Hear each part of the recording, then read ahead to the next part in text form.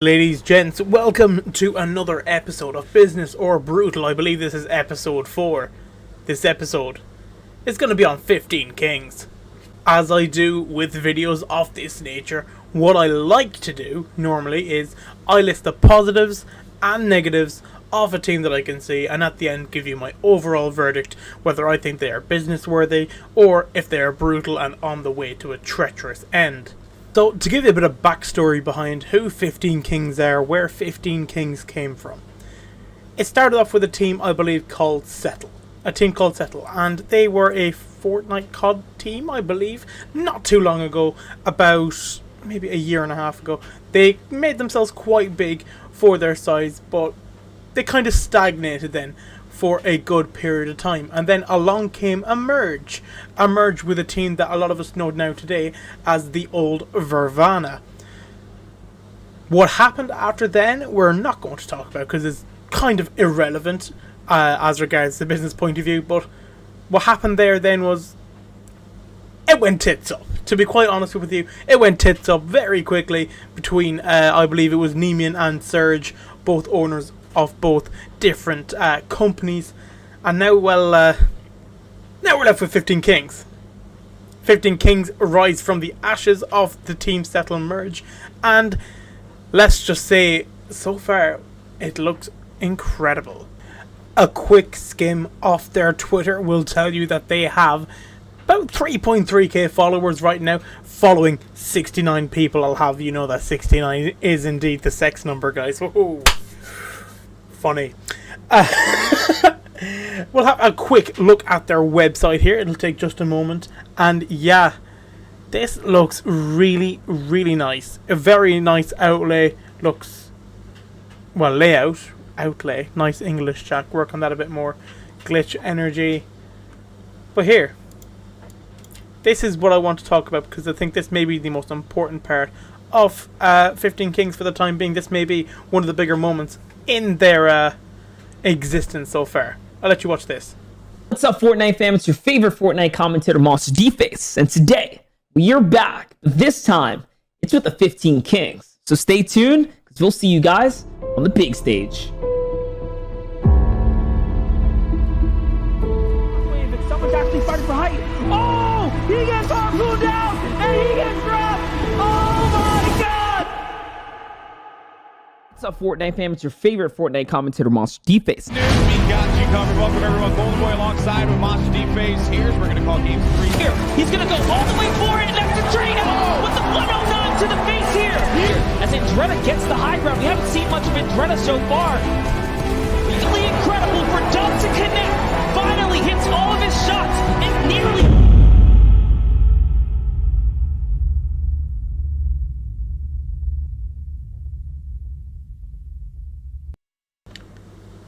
Genuine chills. That was an incredible thing to watch. They have a huge event coming up now with it's a £1,500 tournament, and it's hosted by one of the biggest names in Fortnite as regards a broadcasting sense, Monster D-Face. Credit to them. It looks really good from the get-go.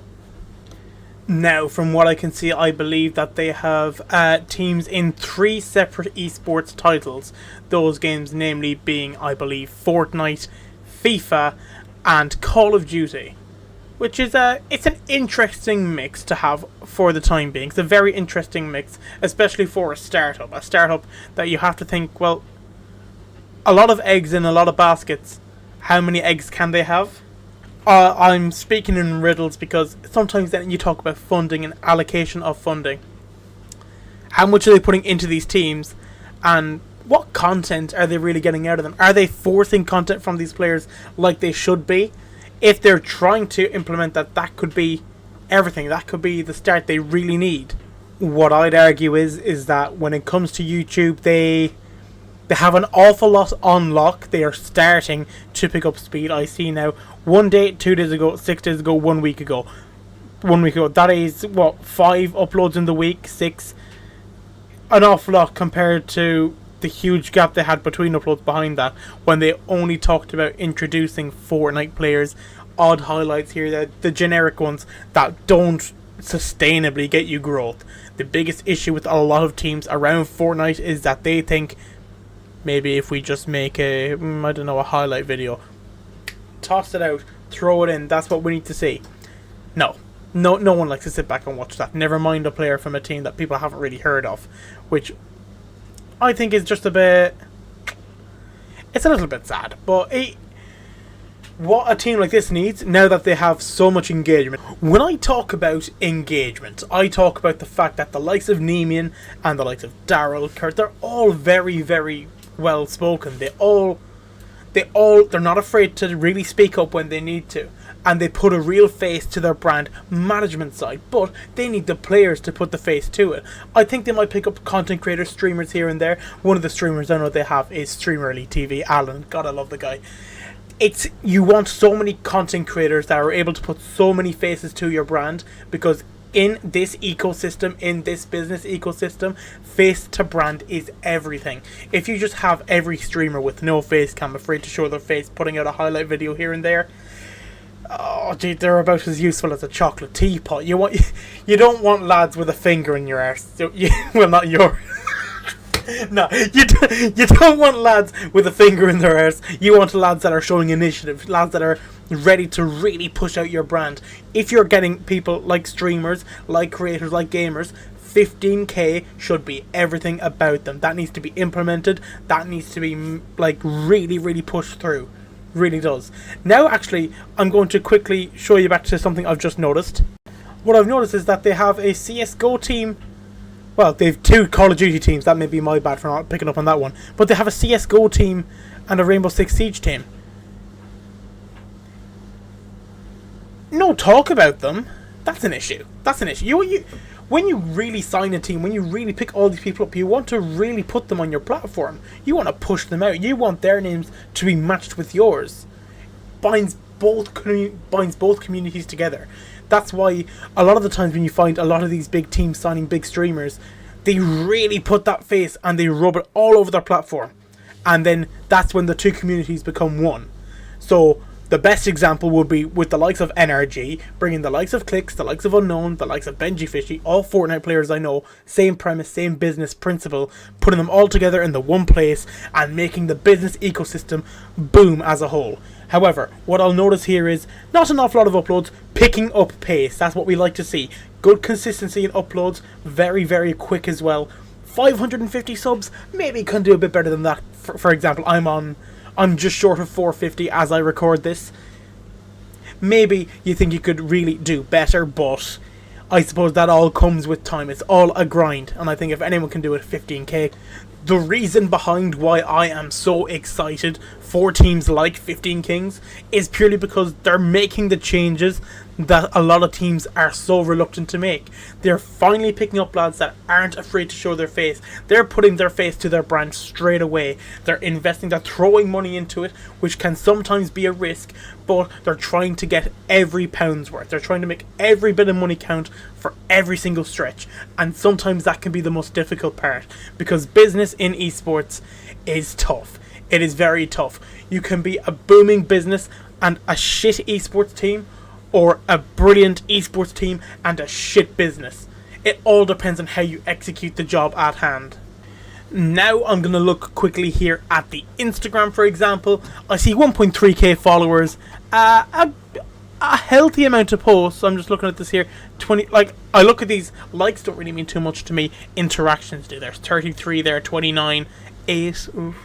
Not an awful lot for something that looks like an impression post with 8 likes with 8 replies is a bit 65 on that, 24, 26. As we go up the ways, what do we see? 30, 35, 8. Stagnating. The interactions all stagnating. I don't know how growth looks on the well, actually, I can check that. Give me just a moment. Okay, so this is their following. I went out of the way. I went to Social Blade because that's what good people, what investigative journalists do. Up 400 followers for the last 30 days. Solid, not bad. Solid, no complaints. 3 following for the last 30 days is alright. On a day-by-day basis, the average is around 14, which maybe in this competitive ecosystem isn't that bad for a startup, but those numbers need to pick up fast if you're really dumping that amount of cash in. And I know for a fact now they've got Mercy, Josh Mercy, who signed with them yesterday. He's one of the staff on overtime, and I think he can try and help them out and push them towards a higher volume as regards followers. Okay, the TikTok looks a little bit ropey. Looking at it now, there's just a Fortnite clip. I'm not bothered by it.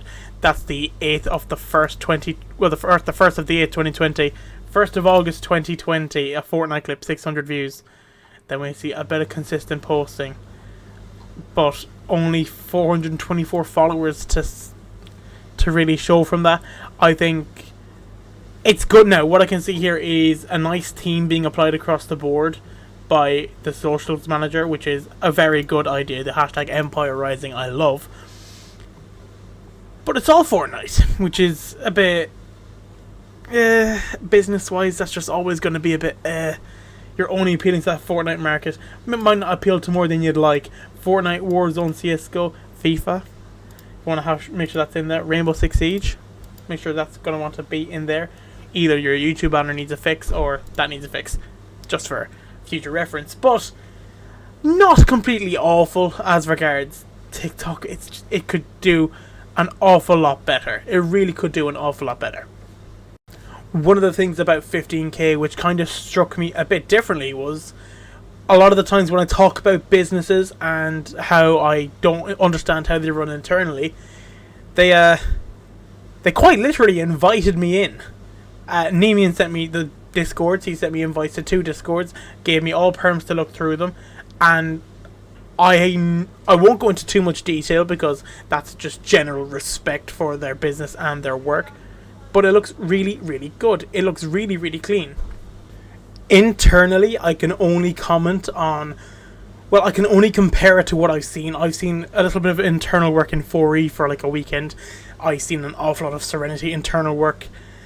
In comparison, it does come last out of the 3. But it looks to be structurally... It looks like it's in development. Structural development internally, which is good. Business-wise is good. They're trying to fix things because I know they had so many issues before, but they're getting on top of it, and I'm what can I say? I'm quite taken aback by it. For a team of such a small size at the moment, they're really preparing themselves for the long run, which can help out an awful lot. Now, with everything being said, I have an awful lot of admiration for 15Kings for their business model, but there are some there are some negatives. Wow, what was that, Jack? And I'm gonna say this in the nicest way possible because I don't want to disrespect them or anyone involved in there for that matter. But when I, as an outsider, look at 15Kings, look across all of their rosters, look across all of their players, the first question I ask is, who the fuck have they assigned? Who are they? I have no idea who they've picked up. Let me just have a quick skim through and point out to you here why that for me is an issue. So a quick look at the Fortnite roster. I see Mars. Some people will know Mars. He had a few different roles. I know he owned Team Hexar at one point. I think I want to say Mars is notorious for being good with socials. Maybe not notorious for his gameplay, but we don't need to talk about that. He can be just fine in his own regard. Spectrums, I mean, I'm gonna be honest, I haven't a Scooby. Academy, I see Lyric, in brackets EU player, I'm guessing that means there's another Lyric somewhere. And then Fishy, who I have never heard of in my entire life, but I'm sure this player will do just fine. Looking at their former, they had an awful lot of players. I could name Maleg GT, but only because I have him blocked on Twitter. I mean, okay. Here we go, here's a little bit more to it. Okay, so for content creators, for example, Nemian, good. Daryl Cohn, good. Kurt, COO, good. Jamie, community manager, I know Jamie, big dickhead, nice said. Denor, I think he just left, that needs to be updated. Somo on content, that's an alright one, I'm pretty sure he's big enough. Like, then Dash, Plasma, Pyfix, Syken, Tappy, Sanswag, they're at the same level as me. And not exactly the biggest content creator by any means, can prove to be a bit of an issue across the board. Maybe, how will I put this one? Set the bar higher. Set the bar higher, because right now, I think anyone could get in if they really wanted to hard enough at this moment in time. With no disrespect to anyone in management, if they really wanted to, I think it takes Neiman a bit too much to say no. It takes them a bit too much to say no. Yeah, I found this one funny. I'm not going to talk too much about it, purely because I think it was a bit interesting. But so, Rainbow Six Siege, and then brands. I'm a paragraph. Click here to add your own text and edit me. It's easy. Just click edit text or double click me to add your own content and make changes to the font. Feel free to drag and drop me anywhere you like on your page. I'm a great place for you to tell a story and let your users know a little bit more about you. That's an issue, but I think that'll get fixed. That's obviously I understand it's a small startup. They're still getting things sorted. I think before they publish the site, a lot of that stuff should have been kind of set out. That's just another criticism, something that you can take on board and learn from. It can snowball into something bigger. So, following the event coming and with a bit of motivation, I'm sure that their event is going to go just fine and it will help their socials out that bit more, but it needs an awful lot of work going into it. So, now I'm going to come to my conclusion for 15Kings. What I think of 15Kings. As always, I will start off with my positives on my left hand side here, if I can list them. Positives, I'd like to say good family feel. They have a professional look from the outside in. Maybe not as professional when you get down to the nitty gritty, but from the outside in, it looks like it is incredibly professional, which is good. That's a good trait. Their tournament, which I'm going to name, namely specifically because of how big it is, a very interesting concept to get in one of the biggest names in Fortnite, to throw in the big bucks and to get in behind it. A very, very good tactic. I can't wait for that one. That's going to be big for 15Kings. Let's say structurally, internally they are well structured. That's what we like to say as well. That's something good for any business of that size, in that magnitude, in this platform. However, there are negatives to every team, and negatives that can definitely be worked on. And I have good faith in the likes of 15Kings to work on them in the manner that they do. Number one, and the biggest one for me as a business, sign people that are known. Make sure the people you sign are well known in their industry and at what they do, because when you sign nobodies, you feel no real growth. You reflect and you don't snowball with any growth at all. Right now, you are for a startup of your size, approaching every player, you are the bigger platform, which is an issue. You need to approach players with that bigger platform to try and... The phrase I'm going to use here is essentially leech off their following, and you want to snowball with that. You want that following and your community to become the one. Another issue, website development. The website is one that I think is very, very important, because the website is the first place people go when they want to go and maybe buy merch, etc. Could do a work. We all know it could do a work. Maybe shouldn't have been published until everything was ready to go. But for the time being, looks just fine. How do I put this best? How do I put this best without being a bit too... I don't want to be a bit of a cunt about it. I think that 15Kings as a whole, maybe they need that business mind a bit better. What I've noticed for this tournament they have with Monster Deface, there's no partners or anything backing it. They could have had such a bigger prize pool with the idea of a partner. I want to credit the idea that was brought was by, like, Zephyros mentioned it to me, but maybe that's something that should have been kind of interpreted from the get-go, to have a partner to work with in this tournament, especially with one of the biggest names in Fortnite. Could that be done now? A bit too late, I think, in that front. But the team as a whole, a lot to work on. They're not quite there yet, but the potential's ahead of them, and they don't have that shite side to them.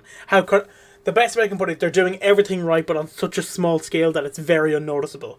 So for them to really, really cannonball from where they are to the next level is to approach bigger creators, gamers with bigger platforms, and not signing these nobodies, because eventually that's what's going to drain 15Kings of what they have. So, my verdict for the likes of 15Kings, it's because it's on such a small... Okay. Business and brutal. The idea of a brutal business, one that isn't doing well, a brutal concept, a team, is a team that's not going to make money in any way, shape, or form. I think the likes of 15Kings are on their way to doing that, but on such a small magnitude. So, my call for 15Kings, for the time being, is going to be business. And by I mean skin of your fucking teeth, Namian. The skin of your fucking teeth. You've got there, but you have an awful long way to go. I think with the professional outlook, with the right content, IRL content. You're not afraid to show your faces. Get lads sign lads who aren't afraid to show their faces. Get that brand everywhere. Have 15Kings all over Twitter. Have it all over Instagram, all over TikTok. Have everyone talking about 15Kings, and you're going to do it just fine. But you need players, you need creators that are happy to do so. And you want to make sure you get the right players and creators at that as well. Not paying 50 quid here and there to a lad who's got 80 PR. Come on. You know you can do better. And that's why I think that for the time being, I'm going to class you as a business, but I can't express that enough. Just about. You're on the right track, but you're not there yet, as are most of these teams, but that close, right? If you were to not pick up from here, I'd say in about 3 months' time, I'd go and change my decision around completely. I'd say you've put so much money into it with zero chance of income. But because I think with the professional outlook, I believe you're talking with partners and stuff, as it is, business by that much, okay? I can't express that enough. You're not a huge business, but you're teetering on the verge of being a business in my eyes. I hope that helps. So, I have to do, for my next episode, I believe, it's going to be on either... I got two in my mind. And it's because I did say I would do the top comment. The issue? The top comment from the video I said I'd do was, I believe, from Torse, who I might dub it up on my left-hand side here, which said, Eclipse the team. And Eclipse the team are just going to be fun. But, I also want to do a team like BL. So, I'm going to let the comments decide. The comments will decide. Do I do Become Legends for my next video, or do I do Eclipse the team? I'll leave that up to you. Boys, be sure to like and subscribe if you've enjoyed what you have saw. I try and pump out videos like these every now and then. I'm coming into my exam season, so they'll be less and less frequent. But I like talking business on that esports scale, on that... It's microeconomics. It's so hard to explain, but... I hope this gave some insight into 15Kings on what they can do better. Just what I always tell every team is content. Get YouTube videos cracking. Show a day in the life of a 15Kings member. Show us what 15Kings can do. Let's see 15Kings on top of all of the leaderboards. Not having so many eggs in so many baskets and just doing nothing with it. You get me? Okay, so yeah. Be sure to like and subscribe. Either say BL or Eclipse. If it's Eclipse, I swear to fucking God. But yeah, I'll catch you in the next video, and hopefully it won't make me peel my eyes out. Peace.